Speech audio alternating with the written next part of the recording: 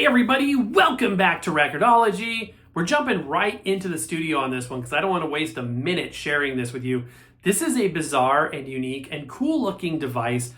Unlike, I say this all the time, unlike anything we've ever seen before, but tell me if I'm wrong. This one, it really is completely different. This is a CD player and piece of art all in one. You're not going to want to miss this.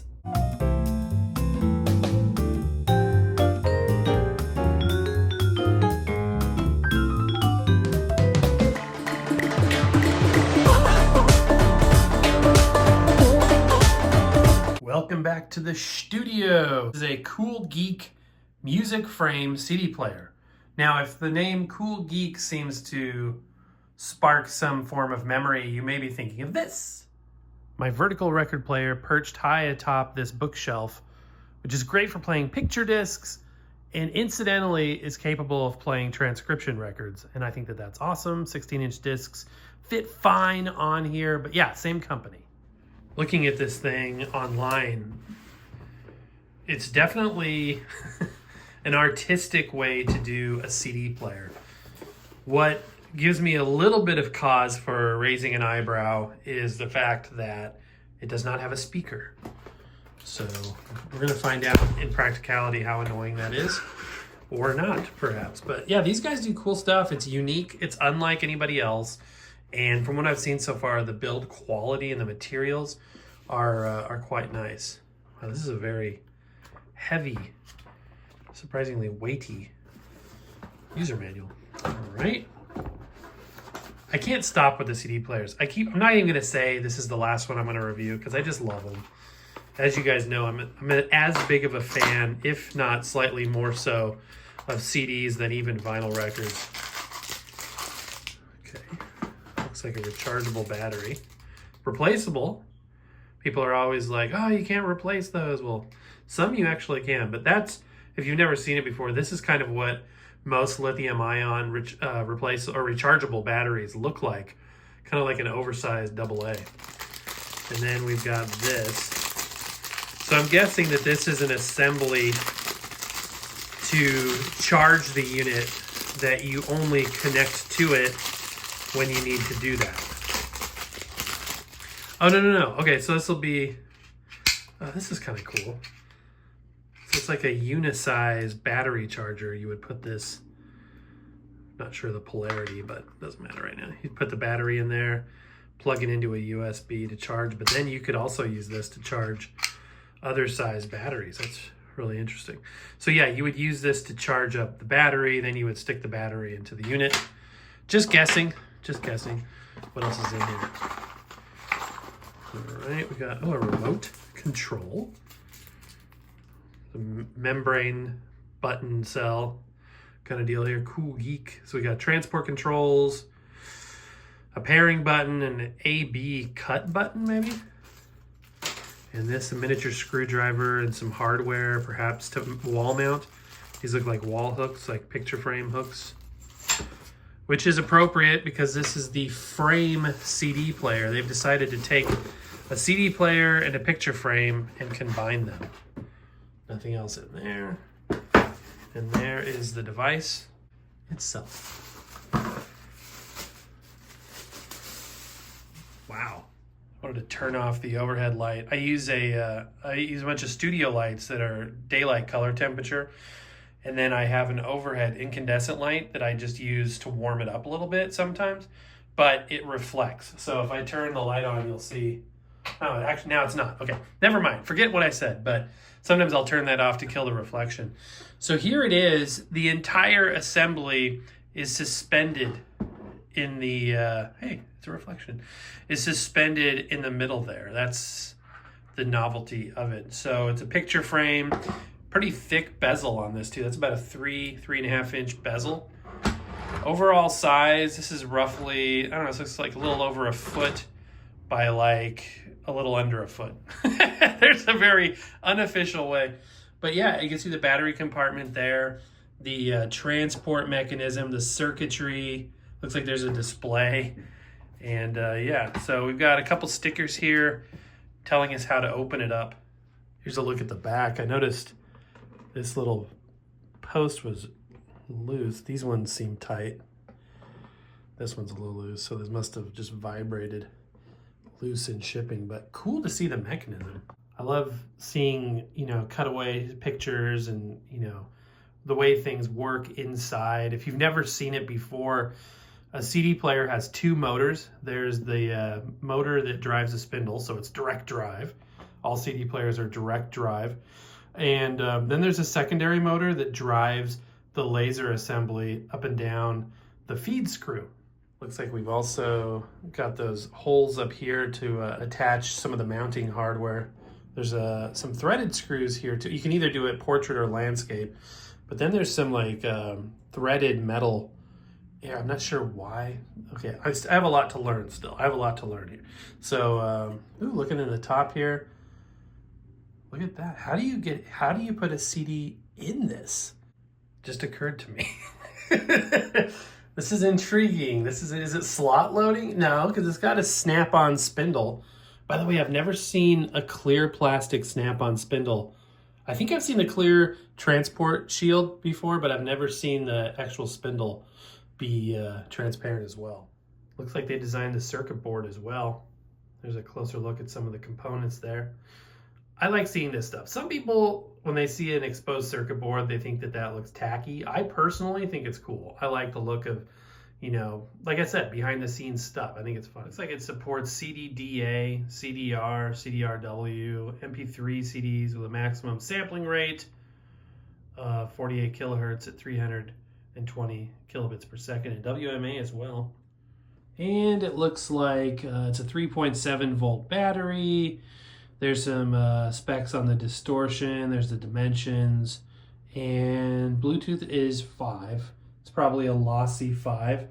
But for the purposes of its intended use, I think it's fine. So yeah, you've got to open this thing up in order to get the CD in there. Also, the buttons are in there. The connection for the output is in there.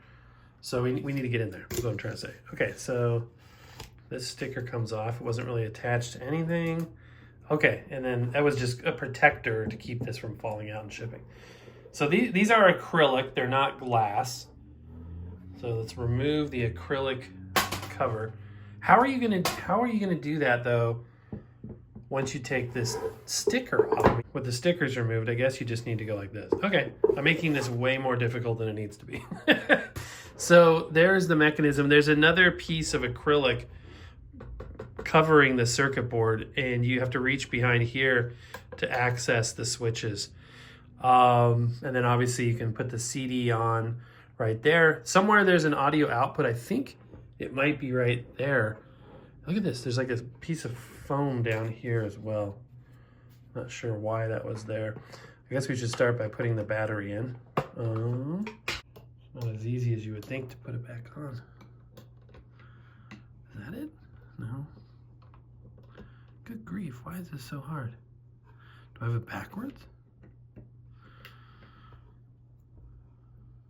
Okay, that's definitely where that goes.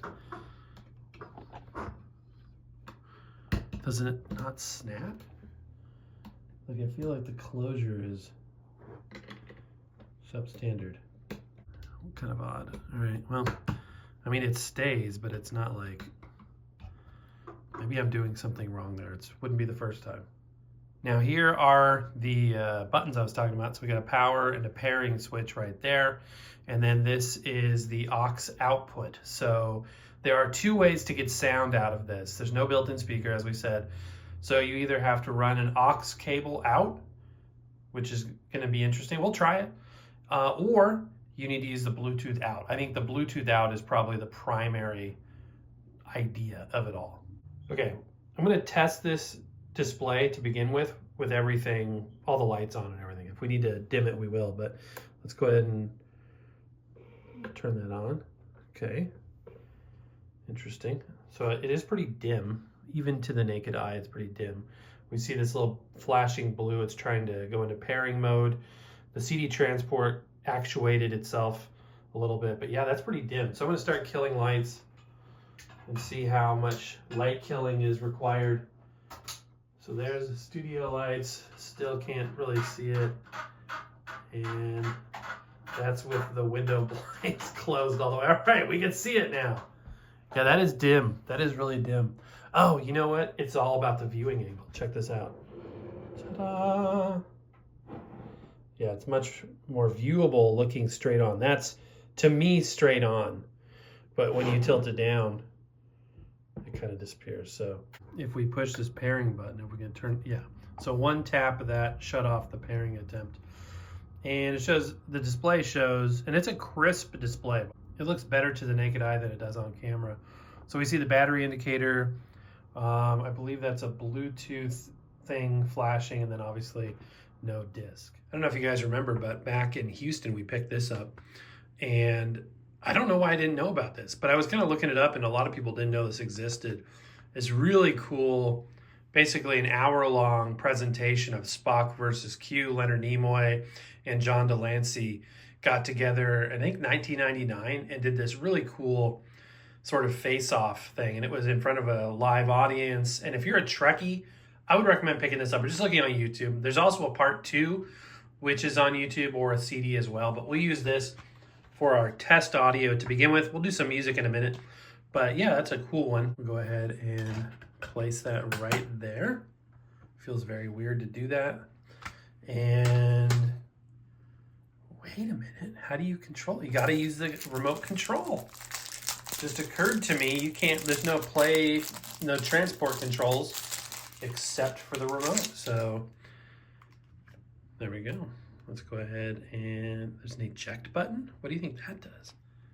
Eject. Starts it spinning. That's strange. That's weird. And the play pause button.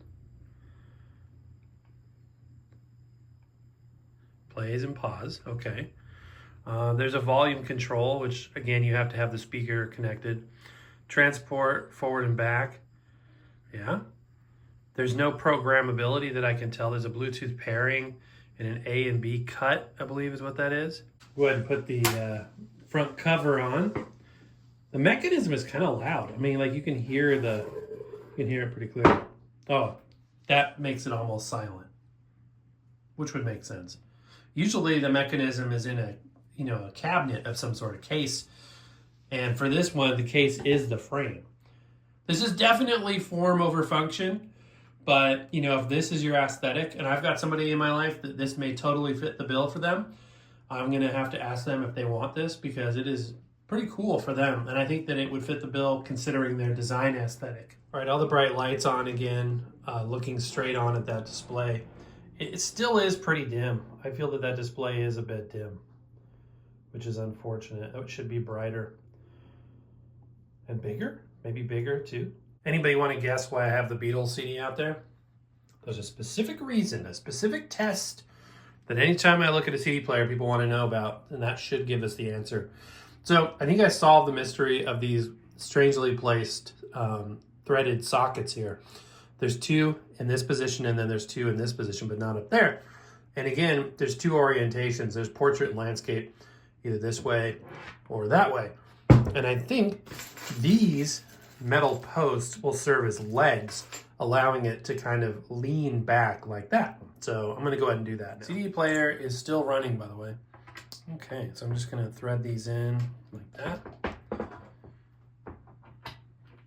Build quality in terms of the materials, fit and finish for what the design is. I think it's fine. By the way, this is a laminate. This is probably like an MDF or board material with like a plastic type of laminate over it. So you can kind of see the construction down here if I zoom in. You can kind of see how that's put together right there. So yeah. All right, let's test out this. Oh, did I pick the wrong spot? How many people caught that when I was doing that? All right, now it should work. Yeah, all right, cool. So it kind of leans back a little bit. Definitely not your average CD player. But an interesting idea. Somebody thought of this. Somebody thought of this, which is very, very amazing. It's always amazing to me what the human mind can conceive. This is An interesting thing. Okay, let's. We haven't listened to anything, which is kind of a problem when you're testing audio equipment. So let's go ahead and connect an auxiliary output and see what that experience is like, and then we'll do the Bluetooth. For a speaker device, I'm going to use my little M90 Mini here because it has Bluetooth, but it also has an aux in on the back. So we're going to start with the aux in. This thing sounds great too. So that's one end of it, but obviously the trick is you have to plug this into that, and there's no way to access it without lifting this up again. So we have to lift that up, and then the cable connection is very inconveniently placed. That's awfully tight. Yeah, that's barely fits in there. If you had like an L-shaped cable, but then the next problem is you're gonna have the cable coming out the front.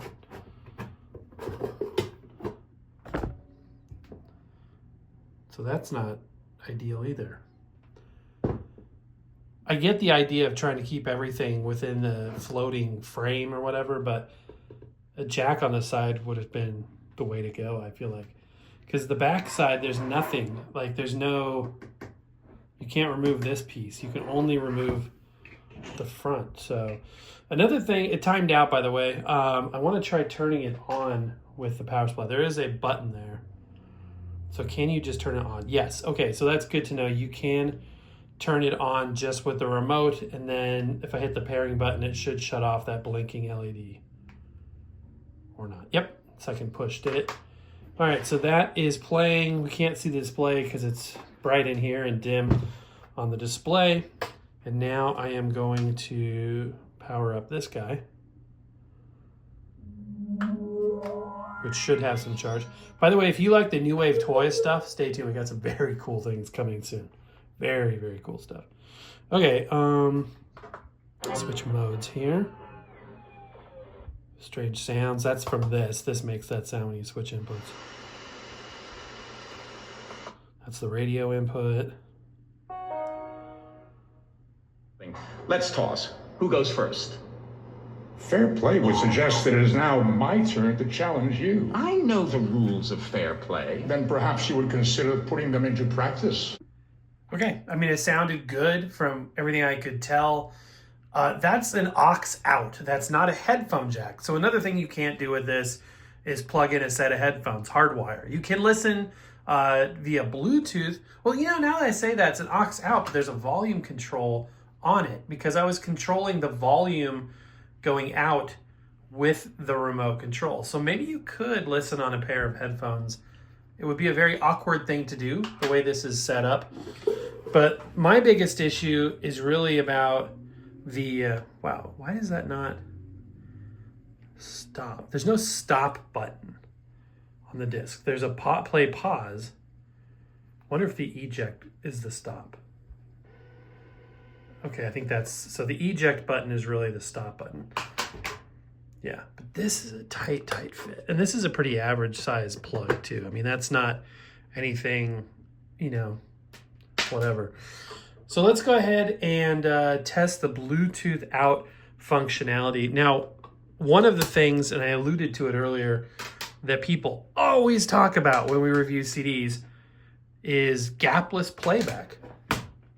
And I always kind of glaze over that, and people are like, no, we need to know if it can play gapless playback because it's a big, big deal to a lot of people. By the way, that snap-on spindle seems a little shallower than some. It wasn't quite as deep. So essentially what that means is that it'll go from one track to the next with no gap. It'll be a gapless playback. But the CD has to be mastered in a certain way that it's designed to have gapless playback. Most CDs aren't. Most CDs are designed to have a gap. One exception, I believe, we're going to find out together, is Sgt. Pepper's, because there should be a gapless transition from track 1, Sgt. Pepper's Lonely Hearts Club Band, to track number 2 with a little help from my friends. And with a little help from my friends, you guys, we're going to find out. So First, let's get this thing paired over Bluetooth, putting this thing back on. So now we are going to test the Bluetooth connectivity. I did have to plug in my speaker. The battery was running low, so that's what the black cable is to the left. But as you can see, there's no connection between the two devices. So the boombox is in Bluetooth pairing mode. I'm going to start up the CD player, which will also start into Bluetooth pairing mode. And they connected pretty dang quick, so we should hear some music here in just a second.